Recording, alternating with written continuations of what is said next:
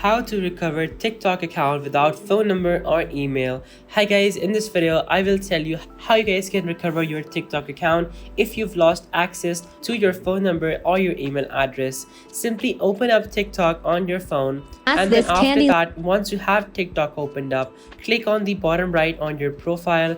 After that, click on the top right on these three lines. After that, click on settings and privacy, and then now from over here scroll down, and then from over here simply click on report a problem. Now once you click on report a problem, after that simply scroll down and click on submit a report.